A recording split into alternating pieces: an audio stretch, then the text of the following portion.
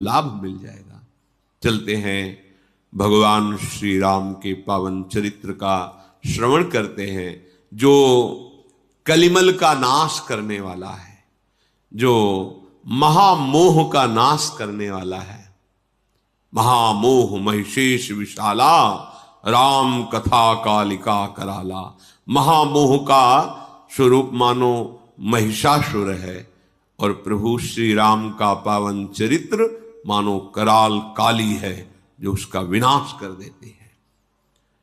प्रसंग चल रहा है, सबसे प्रभु एक क्षण में पलक झपकते ही मिल गए, क्योंकि सबके हृदय में था कि प्रभु श्री राम हमसे मिले चित्रकूट में कामदगिरी के समीप।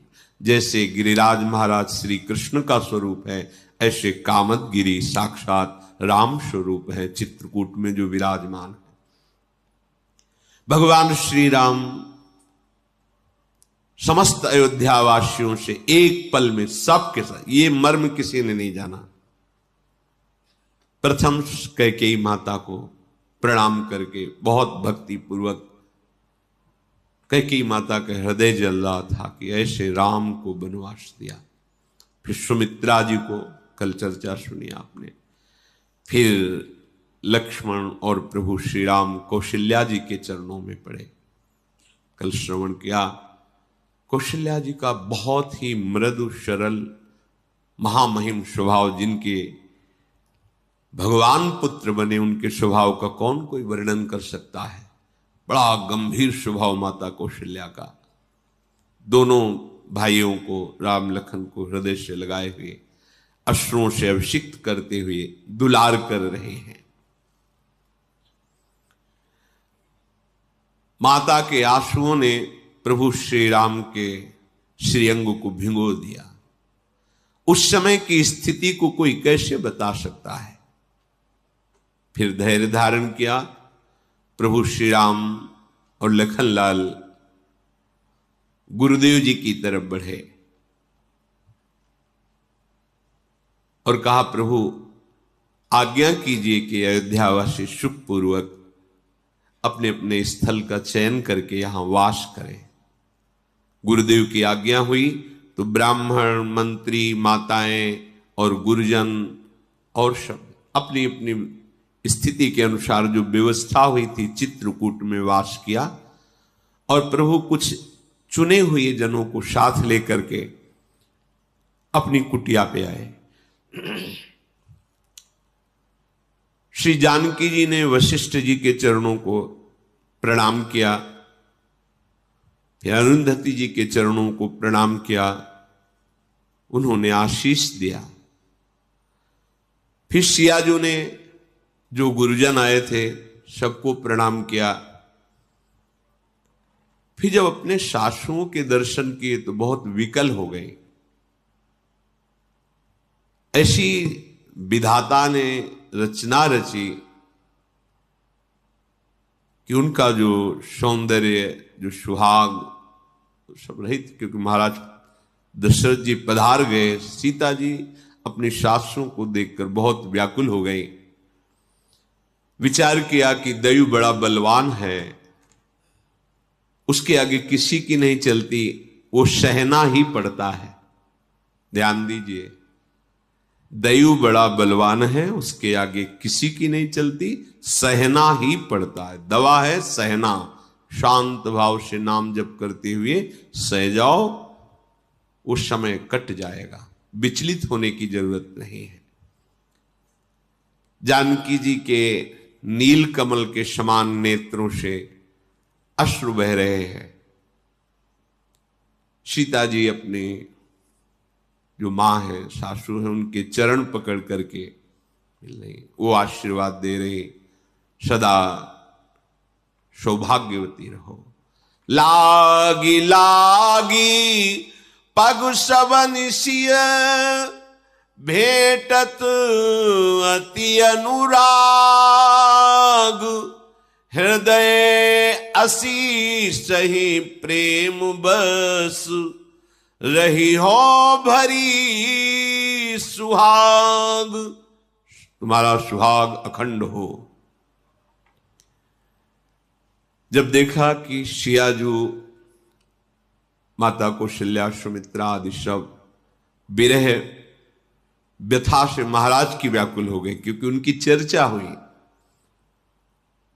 तब परम ज्ञानी वशिष्ठ जी ने बहुत से शास्त्रीय सिद्धांत उपदेश करके, सबको परमार्थ का उपदेश करके शोक का शमन कराया। भगवान श्री राम ने जब महाराज दशरथ जी जो विरह में प्राण त्याग चुके, ये जब बात सुनी तो व्याकुल होकर के पुकारने लगे, हा महाराज, आपने ऐसा क्यों किया? विलाप कर रहे हैं। प्रभु को विलाप करते देखकर सब समाज शोक मग्न हो रहा है। वशिष्ठ जी ने फिर श्री राम जी को समझाया, जाओ मंदाकिनी में स्नान करो और जो पिता के मंगल के लिए है वो कार्य करो।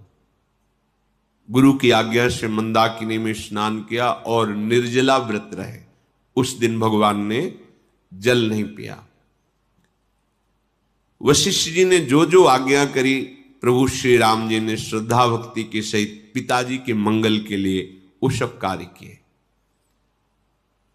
वैदिक सिद्धांत के अनुसार पिताजी की मंगल क्रियाएं की। सोचो, ये प्रभु लीला कर रहे हैं। नहीं, जिसके पुत्र भगवान राम है उसका कोई अभी मंगल बकाया रह गया है क्या? जासु नामो पावक अघ तुला, सुमिरत सकल सुमंगल मूला। जैसे रुई का पहाड़ जमा हो, एक बार ऐसे दिया सलाई लगा, वो सब भस्म हो जाए। ऐसे एक बार नाम उच्चारण किया जोर से प्रभु का, तो आपके पाप के पहाड़ भस्म हो गए। जिनके नाम का ये प्रभाव है, वो प्रभु जिनके पुत्र हैं, उनके मंगल का क्या। पर लीलावत भगवान समस्त वैदिक क्रियाएं की।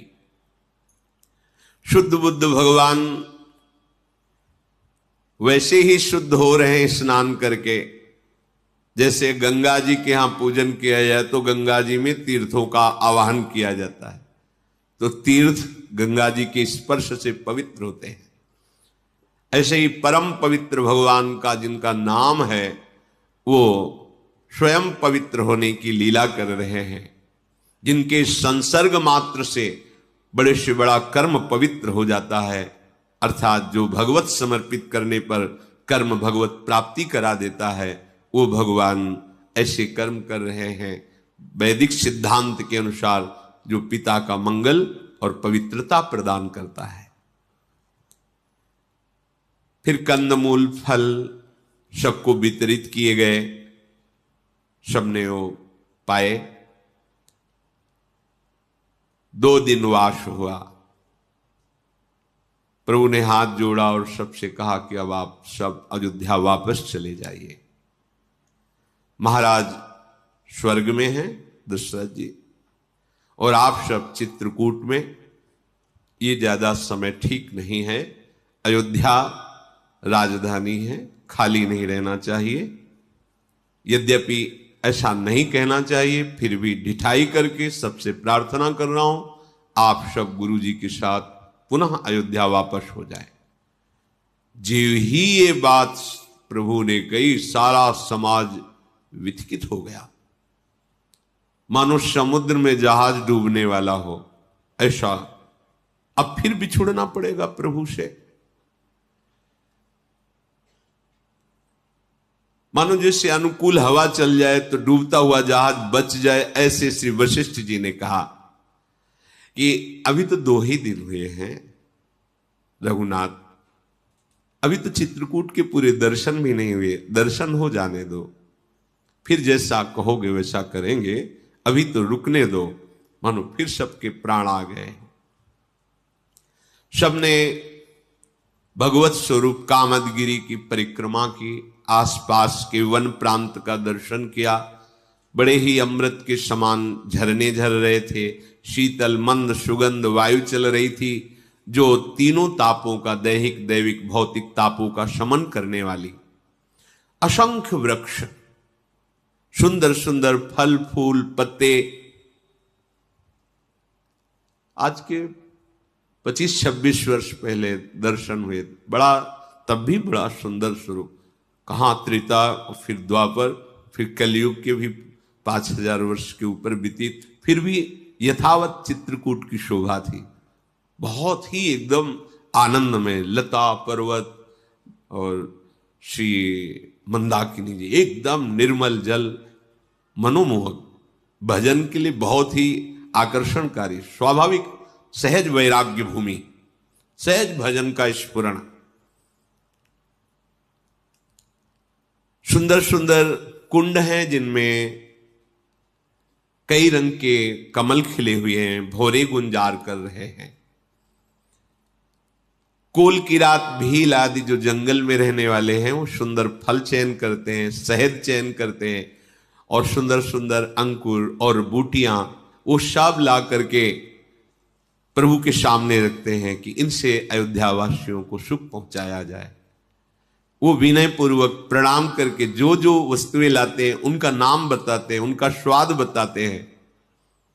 तो अयोध्या की तरफ से आए हुए जो मंत्री आदि थे उनको भेंट देते हैं। वो कान पे उंगली, नहीं नहीं नहीं, आप ऐसा मत कर, तो फिर हम नहीं पाएंगे आपकी वस्तु। वो बार बार कहते कि नहीं, हमारे प्रभु ने पाया है और आप प्रभु के नगर से आए हैं, तो प्रभु जैसा प्रेम आपके भी हृदय में होना चाहिए।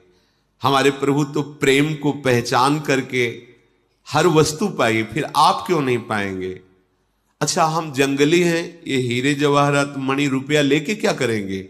नहीं, हमें आपका प्यार चाहिए, आप हम पर कृपा करें और आप ये पालें, यही हमारी भेंट होगी। कितने बड़े भाग्य हैं। उन कोल भील जंगल में जो रहने वाले हैं उनकी बात सुन करके अयोध्या के जन वो फल, शहद, जड़ी बूटियां जो भी लाए वो स्वीकार कर लेते हैं। फिर वो हाथ जोड़कर कहते हैं कि देखो, हमारी जो बड़ाई है ना वो यही कि हम आपके वस्त्र न छीन ले, या हमारी अति बड़ी सेवकाई ले ही न बासन बसन चुराई। हम लोग जंगली हैं, हमारा स्वभाव मृदु नहीं है। हम जड़ जीव, जीवगण घाती, कुटिल कुचाली कुमति कुजाती। रात दिन हमारा इसी में जाता है, इसको मारा, उसको खाया, इसका छीना। ऐसा ये जो आप कुछ देख रहे हो ना, ये राम जी का प्रताप है।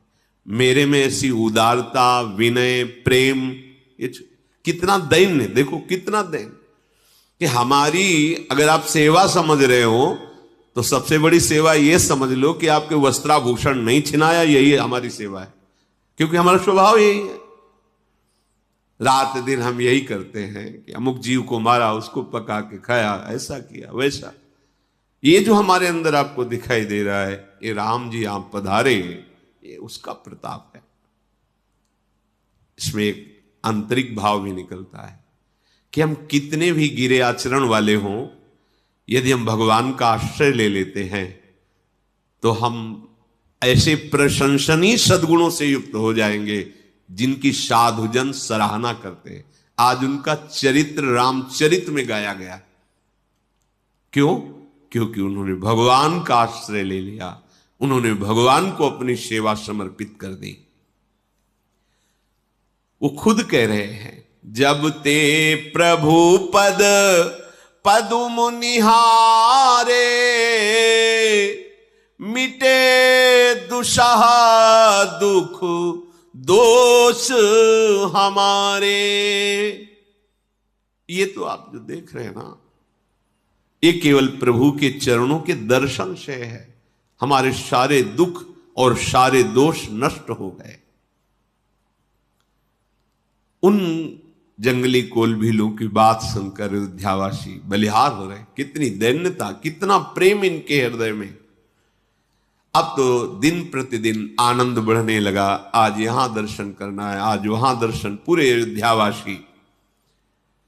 अयोध्यावासी प्रभु श्री राम के मुखारविंद को देखकर, चित्रकूट की शोभा देखकर मगन हो रहे। एक एक दिन ऐसे व्यतीत होता जैसे पल व्यतीत हो गए, एक क्षण में व्यतीत हो गए। जब दुख का समय आता है तो एक एक क्षण ऐसा लगता है महीनों वर्षों का है, और जब सुख का समय आता है तो एक एक दिन ऐसे निपट जाते मानो अभी पलक झपकते निपट गए। शियाजू अपने कई रूप रख करके अरुंधति जी, पूज्य श्री कौशल्या जी, सुमित्रा जी, कैकेयी जी, इनकी सेवा में। अब एक रूप में मानो एक तो फिर नहीं, जो गुरुजनों की पत्नियां हैं और जो शास्त्र में उनकी, ये कोई मरम नहीं जाना, प्रतिपल उनकी सेवा में। सबको ऐसा लग रहा है सियाजू हमें बहुत प्रेम कर रहे हैं। ऐसी सियाजू ने सेवा की कि समस्त सासुएं वश में है, उनकी सेवा के वश में। प्रभु श्री राम और लखन का और सियाजू का ऐसा सेवा भाव देख करके कैकेयी तो बस यही चाहती कि हमारे हृदय में ऐसी पीड़ा हो कि अभी हृदय फट जाए और मैं शरीर छोड़ दूं। अवनि जमहि जाचति कैकेयी, महि न बीच विधि मीचु न देही। या तो धरती फट जाए मैं समा जाऊं, या यम ऐसी कोई लीला करे मृत्यु कि मेरा शरीर अभी छूट जाए। ऐसी सियाजू, ऐसे लखनजू, ऐसे रामजू, पता नहीं मेरी बुद्धि में क्या हो गया था, मैंने इनको क्यों वनवास दिया। लोक और वेद में प्रसिद्ध है कि जो भगवान से विमुख है वो कोई भी हो, कहीं भी हो, कैसा भी हो, उसे नरक में भी ठौर नहीं मिलता। लोकहु वेद विदित कवि काहि, राम विमुख थलु नरक न लही। तो आप कहोगे नरक में ठोर का मतलब क्या होता है? नरक में ठोर का मतलब कि नारकी जीव जो यंत्रणा भोग रहे हैं वो उसको यंत्रणा देते हैं। जो भगवत विमुख है, पापाचरण रत है, जैसे जेल कोई जाए, एक नया कैदी है, क्या करके आया है? बोले इसने माता पिता को मारा है, बेटी के साथ गंदा आचरण किया है। तो उनको वो जो जेल के कैदी, उनको भी क्रोध आता है और अवसर मिलने पर उसे दंड देने की भावना रखते हैं। मतलब जेल में भी ठौर नहीं है उनको वहां भी पीड़ा देने की चेष्टा। तो नारकी जी उनको यंत्रणा देने के लिए तत्पर होते हैं जो भगवान की निंदा करने वाले भगवत विमुख पापात्मा जन हैं। लोक और वेद में प्रसिद्ध है, ज्ञानी जन कहते हैं कि जो भगवान से विमुख है तो उनको नरक में भी ठौर नहीं मिलता। आप सबके हृदय में कि कभी भी प्रभु कह सकते हैं कि अयोध्या वापस, एक बार कह चुके हैं। भरत जी को तो अब नींद नहीं, भूख नहीं, बस विकल है, जैसे सरोवर का जल सूखता जा रहा हो और उस मछली की चिंता हो कि अब कीचड़ ही कीचड़ रह गया। ऐसे ही कि किसी भी समय आज्ञा हो सकती है कि अयोध्या वापस जाओ, पर हम अपनी बात अभी रख नहीं पाए। बार बार सोचते हैं कि माता के वनवास देने वाले वचन पर पिताजी अपने प्राण त्याग दिए। मेरी हिम्मत कैसे हो कि मैं प्रभु से कहूं कि मैं राज्याभिषेक का सामान लाया हूं और आपको। वशिष्ठ जी के चरणों में भरत जी बैठकर कहते हैं कि अगर आप आज्ञा करेंगे तो प्रभु श्री राम आपकी आज्ञा का उल्लंघन नहीं करेंगे, अयोध्या लौट चलेंगे।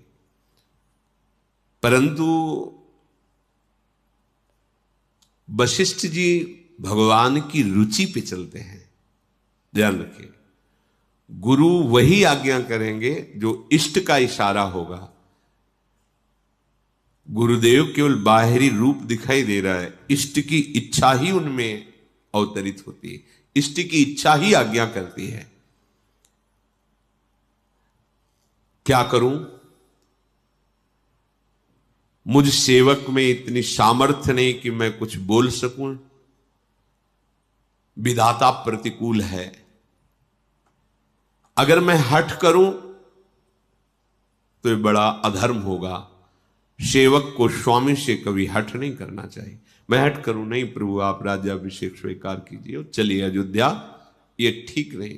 जो हठ करो तनिपट कुकर्मू, हर गिरते गुरु सेवक धर्मू। गुरु की सेवा, स्वामी की सेवा, ये कैलाश से भी वजन वाली है, अर्थात बहुत ही कठिन है इसका निर्वाह करना। तभी महासंगस तो दुर्लभ हो, दुर्गमों कहा है। सेवक का धर्म सबसे बड़ा धर्म होता है और उसका निर्वाह करना कह रहे कैलाश से भी कठिन, कैलाश को उठाना उससे भी कठिन है। भरत जी के मन में कोई भी युक्ति नहीं ठहर रही कि क्या बोलूं, कैसे बोलूं। पूरी रात व्यतीत हो गई चिंता करते हुए।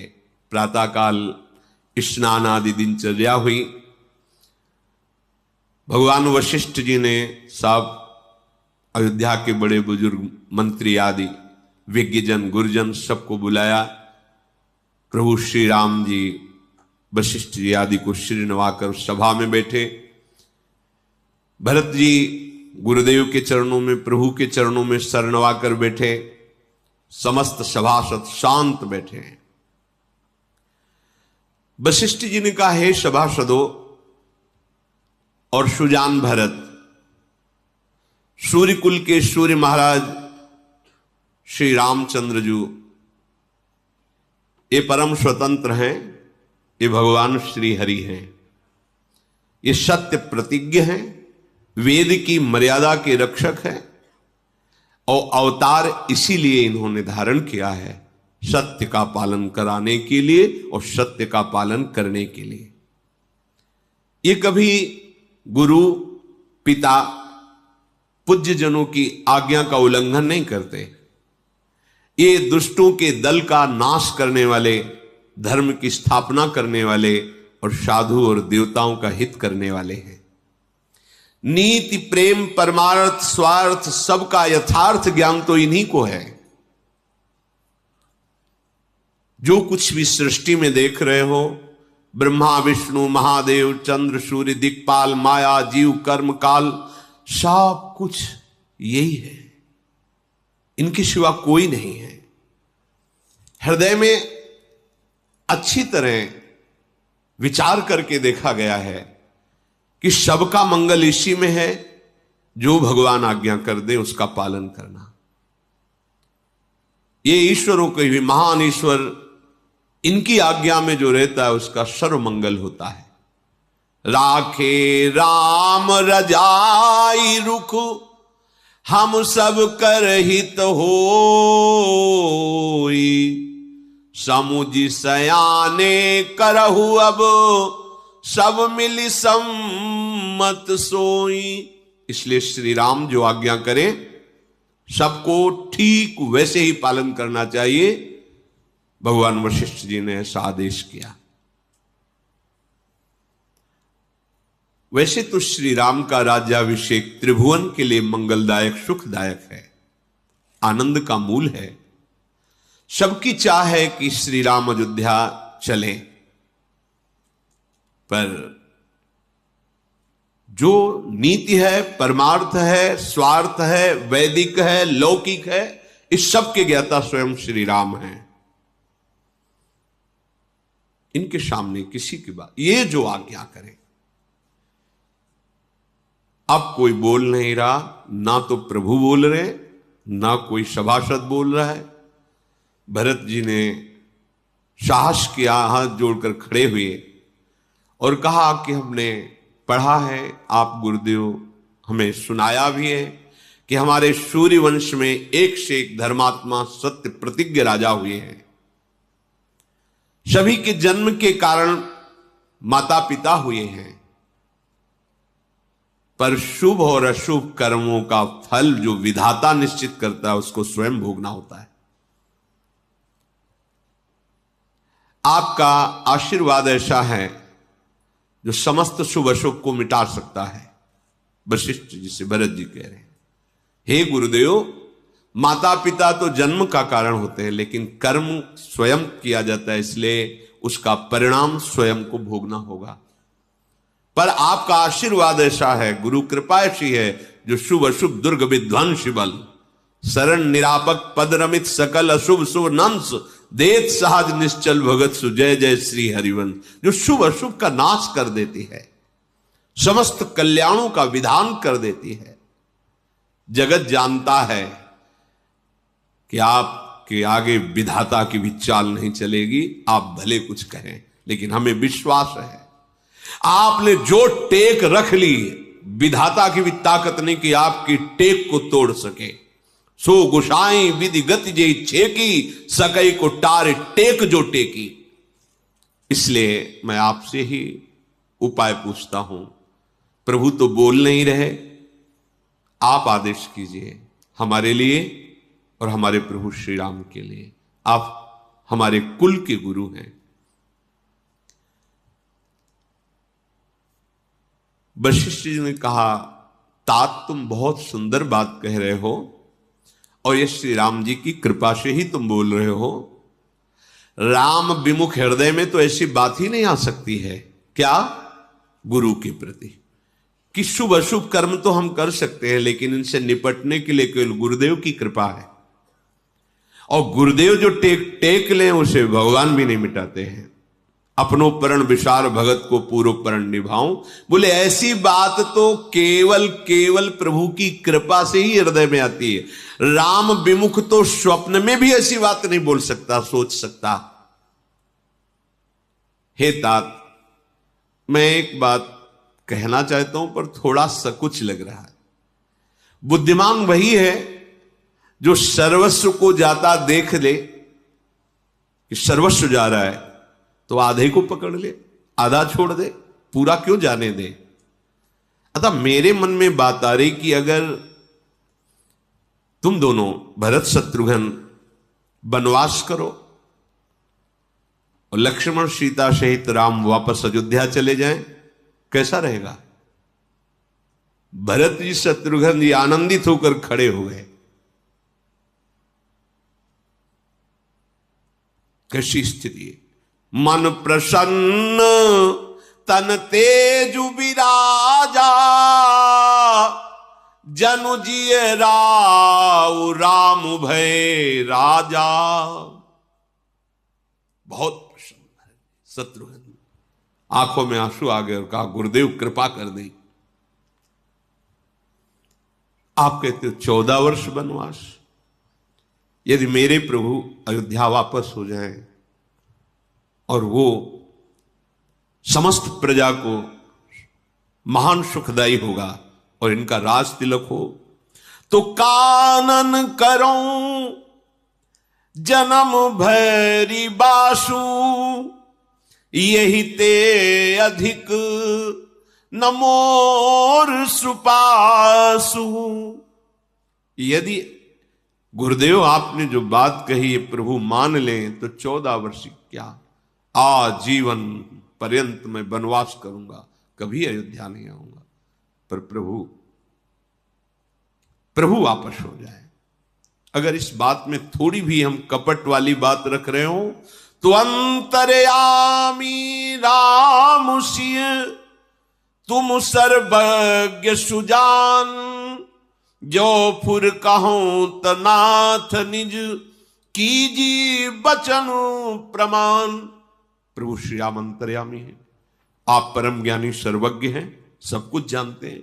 अगर मेरे हृदय में थोड़ा भी कपट हो इस विषय में कि मैं बना के बोल रहा हूं तो प्रभु आप जानते। आजीवन वनवास करूंगा हम दोनों भाई भरत शत्रुघ्न, बस श्री राम राजा हो और अयोध्या सुखी हो जाए। भरत जी के वचन सुनकर सारी सभा मुनि वशिष्ठ सहित सब प्रेम मगन हो रहे हैं। भरत जी की बात सुनकर वशिष्ठ जी की बुद्धि ऐसी हो रही जैसे बहुत बड़ी जलराशि की धारा हो और किसी को तैरना ना आता हो और कोई वहां वाहन न हो, नौका जहाज आदि, फिर उसकी दशा क्या। ऐसे परम ज्ञानी वशिष्ठ जी की बुद्धि भरत की प्रेम महिमा में भरत महामहिमा जलराशि और मुनिमति ठाड़ी तीर अभिलाषी। ऐसे ज्ञानी महापुरुष की बुद्धि भी इस प्रेम समुद्र का पार नहीं पा रही। मुनि वशिष्ठ जी हृदय से भरत जी की सराहना करते हैं कि ओहो, ऐसा भगवत प्रेमी। श्री रामचंद्र जी ने वशिष्ठ जी को प्रणाम किया और भरत जी से कहा, श्रेष्ठ मुनि देश काल अवसर के अनुसार भगवान श्री राम से कहा, राम तुम ज्ञान के भंडार हो, सबके हृदय की बात जानते हो। मैं ये नहीं कहता कि मैंने जो बात रखी वो पूरी हो, पर हित जिसमें हो। देखो पूरे अयोध्यावासी दुखी हैं और जुआरी को अपना ही दांव सूंझता है। अगर आप हम और हमारे अयोध्यावासियों की बात सुनेंगे तो हम अपने दांव की बात कहेंगे कि आप, पर आप देख लीजिए, भगवान ने कहा कि मुझे तो आज्ञा पालन करना है, जो आप आज्ञा करेंगे मैं अपने माथे पर रख करके उसका पालन करूंगा। आप जैसा कहेंगे, आपकी सेवा करना, आपकी आज्ञा पालन करना, यही हमारा जीवन है। वशिष्ठ जी ने कहा, राम तुम सत्य कह रहे हो, पर भरत के प्रेम ने हमारे में विचार शक्ति नहीं रहने दी। ये होता है, ज्ञान में विचार शक्ति रहती है, प्रेम विचार का ही लय कर देता है। अब कोई विचार नहीं, विचार भी रहने की गुंजाइश नहीं रह जाती। इसीलिए प्रेम सर्वश्रेष्ठ है। इसलिए मैं बार बार कहता हूं कि भरत ने मेरी बुद्धि को अधीन कर लिया है। बलिहारी परम ज्ञानी भगवान वशिष्ठ जी कह रहे हैं भरत जी के लिए कि भरत की भक्ति ने, प्रेम ने हमारी बुद्धि को अधीन कर लिया। हमारी बुद्धि में विचार करने की सामर्थ्य नहीं रह गई। मेरी समझ में भरत जी जो कहे वही माना जाए। भगवान शिव साक्षी हैं, मेरा हृदय यही कहता है। अब मेरी बुद्धि में कोई विचार करने की सामर्थ्य, भरत के अधीन मेरी बुद्धि हो गई। गुरुदेव कह रहे शिष्य के अधीन बुद्धि हो, अब जो बोलेगा वही होगा। भरत की बात सुनी जाए, वशिष्ठ जी ने कहा। भरत जी का ऐसा प्रेम जिस पर गुरु जी इतना कि मैं अधीन हूं, मेरी बुद्धि अधीन है। भगवान श्री राम जी अद्भुत आनंदित हुए और तन मन वचन से आनंदित होकर के कहा कि धन्य है भरत, जिसके गुरुदेव ऐसा बोल दे कि मेरी बुद्धि इनके अधीन हो गई, अब जो भरत बोले वही होगा। मैं अपनी सौगंध और पिताजी की शपथ खा के कहता हूं, भरत जैसा प्रेमी विश्व में नहीं। गुरु की बुद्धि को अधीन कर ले। गुरु कह रहे हैं, अब जो ये कहेंगे, मेरी बुद्धि अधीन हो गई, विचार रहित हो गई। अब भरत जो कहे, भगवान कह रहे हैं, मैं सौगंध खा के, पिताजी की शपथ खा के कहता हूं, भरत जैसा प्रेमी नहीं। जे गुरु पद अंबुज अनुरागी, ते लोकहूं बेदहूं बड़ भागी। जो सदगुरुदेव के चरण कमलों में अनुराग करते हैं, लोक में और परलोक में वो सदा विजय को प्राप्त होते हैं। लोक परलोक में सदैव उनका यश होता है और बड़भागी होते हैं वो। गुरुदेव भरत पर ऐसा स्नेह है आपका, तो भरत जैसा भाग्य किसका हो सकता है, जिसके गुरुदेव ऐसा प्रेम विवश होकर कह दे मेरी बुद्धि इनके अधीन है, ये जो बोलेंगे वही बात मानी जाएगी। मेरा छोटा भाई है भरत, बड़ाई करने से बुद्धि सकुचाती है, पर भरत जैसा प्रेमी, बार बार प्रभु कह रहे हैं।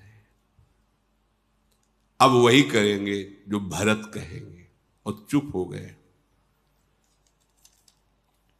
ये बड़ी भारी बात है कि जब स्वामी और गुरु सेवक के ऊपर बात डाल दें। अब सेवक की प्रवीणता सेवकाई की है, ये बड़ी बात है। स्वामी भी बोल रहे हैं और गुरु भी बोल रहे हैं कि जैसा तुम बोलोगे। तब भगवान वशिष्ठ जी ने कहा, भरत कहो ना, संकोच त्याग करके बोलो, जो तुम बोलोगे वही हम और राम वही करेंगे, बोलो तुम। देख करके ये बात भरत जी सहम गए, कुछ नहीं बोल पाए। स्वामी भी अनुकूल, गुरु भी अनुकूल, मेरे ऊपर भार कि मैं निर्णय करूं। शरीर में रोमांच हो रहा है, कमल के समान आंखों से अश्रु बह रहे। भरत जी ने कहा कि बस मेरा निबाह तो मेरे सदगुरु ने कर दिया, मुनिनाथ ने कर दिया, मैं बोलने लगा क्या बोलूं। और स्वामी का स्वभाव तो मैं जानता हूं, प्रभु श्री राम का। घोर अपराधी पर भी वो अपने पर, घोर अपराधी पर भी क्रोध नहीं करते। फिर वो तो मुझे अपना जानकर विशेष कृपा और स्नेह करते हैं। हमने तो बचपन में खेल में भी देखा है कि वो मेरे को ही जिताने की चेष्टा की है। वो जीतते जीतते हार जाते और मुझे जिता देते थे कि भरत जीत गए, भरत जीत गए। मैंने प्रभु को देखा है, हारे हु खेल जितावहे मोही। यद्यपि प्रभु जीत रहे होते थे फिर भी वो हार जाते थे और कहते थे भरत जीत गए। मैं अपने गुरुदेव को अनुकूल देखकर और स्वामी को अनुकूल देखकर क्या बोलूं, अब तो सामर्थ्य नहीं रह गई कि मैं मुंह खोल करके बोलूं। और हृदय की बात कहता हूं, आज तक कर भर नेत्र में अपने प्रभु का रूप पान नहीं कर पाया। भरत जी कह रहे, दर्शन तृपित न आज लग प्रेम पियासे नैन। ये प्रेम का स्वरूप होता है। जैसे बड़ा गूढ़ प्रसंग है 42 लीला में, जो कह रहे कि न आदि न अंत विलास करें तो लाल प्रिया में भई न चिन्हारी। अनादिकाल से एक ही सिंहासन पर बैठे एक दूसरे, आज तक परिचय नहीं हुआ। भरत जी क्या कह रहे, बचपन से लेकर अभी तक दर्शन तृपित न आज लग प्रेम पियासे नैन। प्रभु के रूप पान के लिए मेरे नेत्र प्यासे ही प्यासे, आज तक तृप्ति नहीं हुई। ये प्रेम है, प्रेम। अनसन पर भुज दिए बिलोकत, इंदु बदन विबियोर करत पान रस मत परस्पर, पर लोचन त्रसित चकोर। अभी प्यासे ही नेत्र हैं। पर मेरा यह सौभाग्य विधाता नहीं सह सका, माता के बहाने आज सब सुख नष्ट कर दिया। पर यह भी मुझे कहना शोभा नहीं देता, क्योंकि अपने मुख से अपने को साधु कौन नहीं कहता। पर साधु तो वही है जिसकी दूसरे जन सराहना करें। अगर मैं ऐसा कहूं माता नीच है और मैं सदाचारी हूं, तो करोड़ों प्रकार से कुटिलता ही होगी। भला कोदों की बाली में उत्तम धान थोड़ी फलता है, काली घुंघची में कहीं मोती थोड़ी उत्पन्न होता है। किसी का दोष नहीं, मेरा अभाग्य है। मैं व्यर्थ ही माता को कटुवचन बोलता हूं। मैं अपने हृदय में सब ओर से खोज कर हार गया हूं। एक ही प्रकार मेरा भला है, सर्व समर्थ सदगुरुदेव और स्वामी सियाराम ये जैसा विचार करें, इन्हीं से हमारा मंगल है। साधुओं की सभा में सदगुरुदेव और इष्ट स्वामी श्री राम, पवित्र तीर्थ चित्रकूट, छल कपट झूठ सच, ये सब हमारे स्वामी और गुरुदेव भी जानते हैं। मेरे प्रण का निवाह करके महाराज तो पधार गए कि भरत को राज तिलक राम का वनवास, उन्होंने तो प्रेम का निर्वाह कर लिया। माता की कुबुद्धि का संसार साक्षी, पर मेरे प्राण नहीं निकले। पूरी अयोध्या को तड़पते देखकर ये प्राण अब वज्र की तरह कठोर हो गए हैं। मैं सब अनर्थों का मूल हूं। मैंने सब दुख ये सुन करके देख करके सहा। आज अपने सामने स्वामी श्री राम लखन और सिया को मुनि वेश में नंगे पैर वन में चलना, भगवान शंकर साक्षी हैं, हृदय में कैसा घाव हुआ पर फिर भी प्राण मेरे बकाया है। इसका मतलब मेरे प्राणों का, मेरे हृदय का वज्र से निर्माण हुआ है। यहां कर सब देख लिया, प्रभु को देखकर इस रूप में भी मेरे प्राण नहीं निकले, क्या करूं? भला जो प्रभु जब वन में चलते हैं तो सर्प बीछी ये अपने आप हट जाते हैं, पृथ्वी कंकड़ को छुपा लेती कि श्री चरणों में चुभे ना, वो प्रभु शत्रु लगे मेरी मां को। अब इससे ज्यादा मेरा भाग्य और दुख और क्या हो सकता है? भरत जी की ऐसी प्रेम भरी वाणी सुनकर सारी सभा में विषाद छा रहा है। महाज्ञानी वशिष्ठ जी ने फिर परमार्थिक बात करके सबको विरह समुद्र से निवारा, उबारा। श्री रघुनंदन भगवान श्री राम बोले, हे भरत, तुम हृदय में व्यर्थ की ग्लानि मत करो। जीव की गति ईश्वर के अधीन है। भूत भविष्य वर्तमान, स्वर्ग पृथ्वी पाताल, तीनों लोकों में तुम्हारे जैसा पवित्र प्रेमी नहीं है। तुम व्यर्थ में ग्लानि मत करो, हृदय में तुम कुटिलता का आरोप मत करो। अगर कोई तुमको दोषी कहेगा तो इस लोक में दुर्गति को भोगेगा, परलोक भी उसका बिगड़ेगा। माता कैकेयी निर्दोष है, भगवान श्री राम कह रहे। जिसने संत सभा का सेवन नहीं किया, गुरुजनों की सेवा नहीं की, वो मेरी बात नहीं समझ पाएगा। माता कैकेयी निर्दोष है। क्यों? जब नारद जी ने शाप दिया तब हरि माया दूर निवारी, तहां न रमा न राजकुमारी, तो मम इच्छा कहा दीन दयाला, जाओ मेरी इच्छा थी इसलिए ऐसा हुआ। भगवान कह रहे कि माता कैकेयी को वही दोष देगा जिसने गुरुजनों की सेवा नहीं की और साधु समागम नहीं किया। भरत, तुम्हारा नाम स्मरण करने मात्र से पाप और प्रपंच का नाश हो जाएगा। जो तुम्हारा नाम स्मरण करेगा इस लोक में सुख और परलोक में गति प्राप्त करेगा। भगवान महादेव को साक्षी करके कहता हूं, इस पृथ्वी में तुम्हारे जैसा सरल और प्रेमी स्वभाव वाला दूसरा है ही नहीं। तुम व्यर्थ में कुतर्क करके ग्लानि मत करो। देखो, प्रेम और वैर ये छिपाए नहीं छिपता है। पशु पक्षी मुनियों के पास बेधड़क चले जाते हैं और हिंसा करने वालों को देखकर भाग जाते हैं। फिर मनुष्य शरीर तो विवेक प्रधान है, वो क्या वैर और प्रेम को नहीं पहचानता? तात, तुम्हें अच्छी तरह जानता हूं, तुम दुविधा मत करो। राजा ने मुझे त्याग करके सत्य की रक्षा की है। उनके वचन को मेटते मन में बहुत पीड़ा होती, सोच होता है, और तुमको इस तरह संकुचित देखकर और बढ़ के सोच होता है। गुरुदेव ने आज्ञा कर दी स्पष्ट कि जो भरत कहे वही करो। अब मैं वही करूंगा जो तुम कहोगे। तुम मन को प्रसन्न करो, संकोच त्याग करो।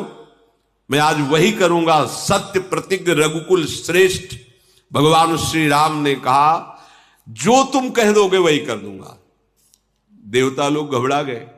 भरत जी तो यही कहेंगे, राज्याभिषेक करो, अयोध्या चलो। बना बनाया काम बिगड़ गया। अब वो मन ही मन बहुत चिंतित हो रहे हैं। पर फिर विचार किया कि भगवान के भक्त की शरण होने में ही मंगल है। तो देवराज इंद्र से समस्त देवता भरत जी के चरणों का चिंतन करके बार बार नमन कर रहे हैं कि बात बना दो, क्योंकि उनको समझ में आ गया कि हिरण्याकश्यप के त्रास से प्रहलाद ने ही हमारी रक्षा की थी।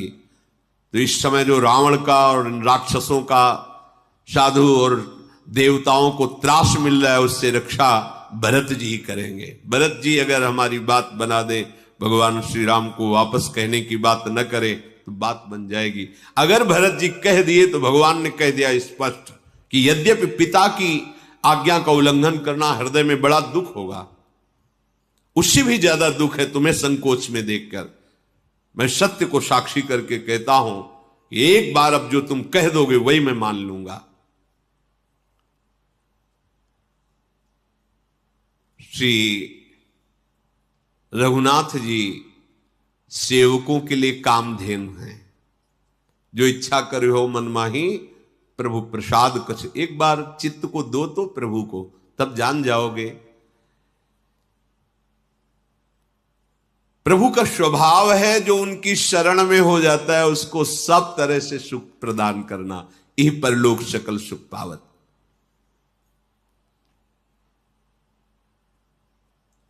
सब तरह से विचार करके भरत जी जब देखा कि गुरुदेव और स्वामी दोनों ने बोझा हमारे ऊपर ही डाल दिया, तब कहा कि प्रभु की इच्छा में ही इच्छा मिला देना सेवक की इच्छा है, अब मेरी कोई चाह नहीं। ये बात है, ये मतलब सबसे बड़ी बात आई निकल के।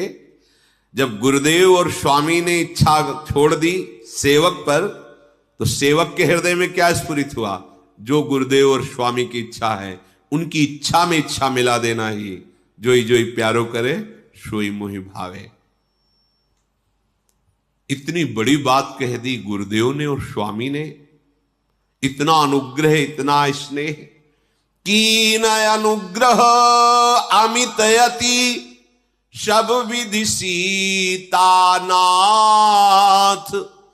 करि प्रणाम बोले भरत जोरी जलज जुग हाथ। श्री जानकी जीवन प्रभु ने जब इतना अनुग्रह कर दिया, भरत जी ने हाथ जोड़ करके प्रणाम मुद्रा में कहा, हे गुरुदेव, हे स्वामी, हे कृपा के समुद्र, हे अंतर्यामी, मैं अधिक क्या कहूं। गुरु प्रसन्न साहिब अनुकूला, मिटी मलिन मन कल्पित सूला। गुरुदेव प्रसन्न है और स्वामी अनुकूल है।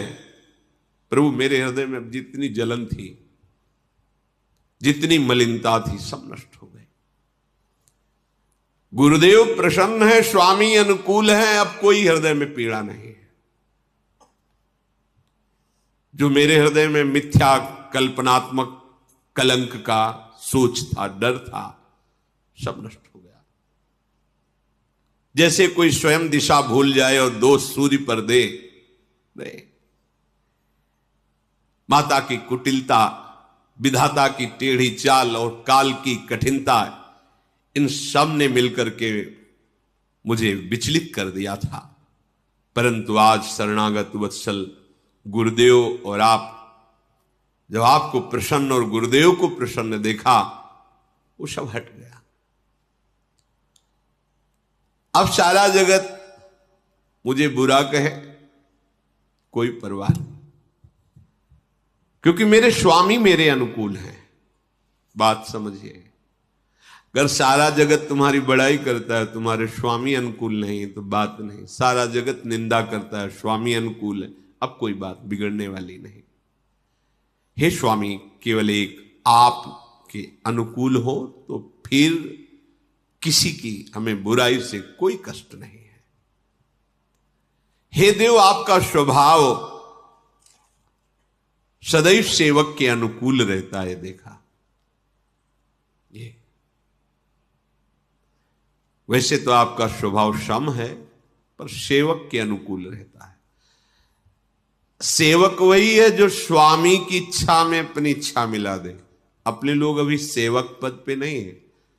स्वामी तो अनुकूल है, पर अपने मन की मानी हुई अनुकूलता न मिलने पर स्वामी को प्रतिकूल दोषारोपण कर देते हैं कि इस समय हमारे स्वामी प्रतिकूल है। उनका तो अनुकूल ही विधान चलता है, पर आपके मन की मानी हुई अनुकूलता स्वामी की अनुकूलता से नहीं मिलती।